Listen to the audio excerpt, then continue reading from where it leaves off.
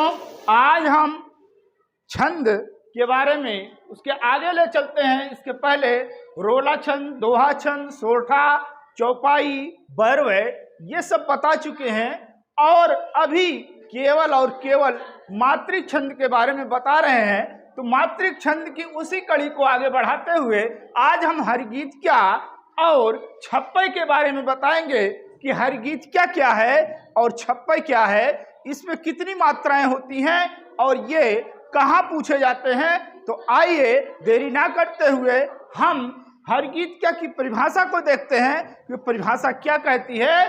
तो सबसे पहले यहाँ देखेंगे कि यह मात्रिक समछंद है। तो आपको ध्यान रखना है कि हरगीत क्या, जब भी अगर बात आए हरगीत क्या की, तो आपके दिमाग में होना चाहिए कि यह सब मात्रिक छंद होता है। इसके प्रत्येक चरण में 28 मात्राएं होती हैं। अभी आपको चरण गिनकर बताएंगे कि उसमें 28 मात्रा कहाँ है। और यति यानी जो स्लो, धीरे में रुका जाता है, थोड़ी देर के लिए, सेकंड के लिए रुका जाता है, वो है यति। यानी 16 मात्रा के बाद यति और 12 पर होती है, अर्थात 16 और 12 पर यति होती है यानी रुका जाता है। तो आइए उसके उदाहरण को देखें। तो उदाहरण लिखा हुआ है, कहते हुए यूं उत्तरा के नेत्र जल से भर गए, हिम के कणों से पूर्ण मानो हो गए पंकज ने।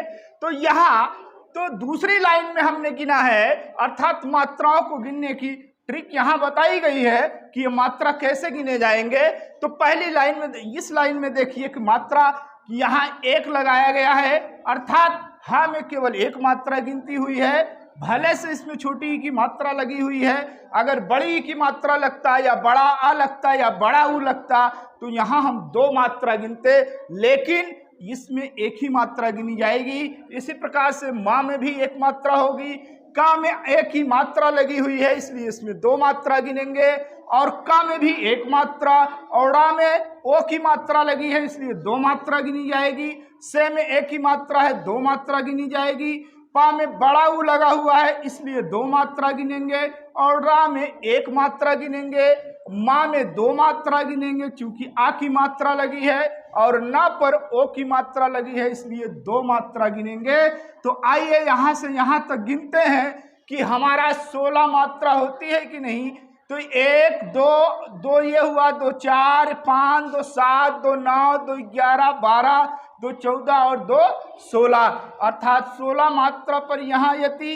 फिर उसके बाद देखते हैं 2 3 2 5 3 2 5 2 7 1 8 9 10 और ये 2 12, अर्थात कहने का मतलब 16 और 12 पर यति होती है। ये इसके लक्षण हैं, इसको आपने जान लिया और इसी से ये प्रूफ हो जाता है कि ये हमारा जो छंद है वो हरगीत क्या का छंद है। तो इस प्रकार आप भी जानिए कि 16 और 12 पर यति होती है, ये सम मात्रिक छंद है और इसके प्रत्येक चरण में 28 मात्राएं होती हैं। ये अगर याद रहा तो आप हर गीत क्या को आसानी से पहचान सकते हो। आइए दूसरे छंद है हमारा छप्पई। छप्पई नाम से ही संबोधित होता है कि इसमें 6 चरण होते हैं।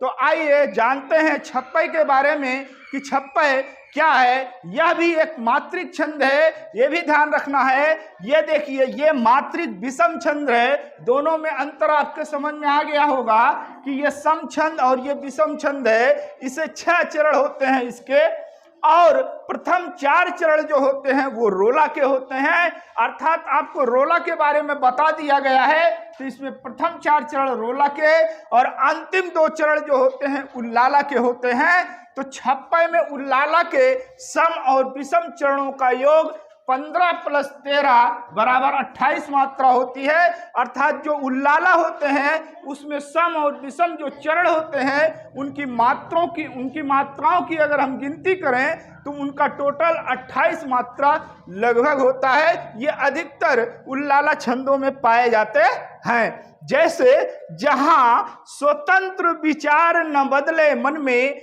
मुख में, ये हमारा रोला का छंद है, अर्थात ऐसे ही पंक्तियां 4 पंक्तियां होंगी, 4 चरण होंगे ये रोला के। फिर उसके बाद आपका उल्लाला का छंद आता है। सब भांति सुशासित हो जहां समता के सुख कर नियम, ये आप उल्लाला के हैं, ऐसे 2 चरण होते हैं। तो आप 15 और 13 ये 28 मात्रा होती है। तो आइए हम गिन करके देखते हैं कि इसमें 28 मात्रा है या नहीं।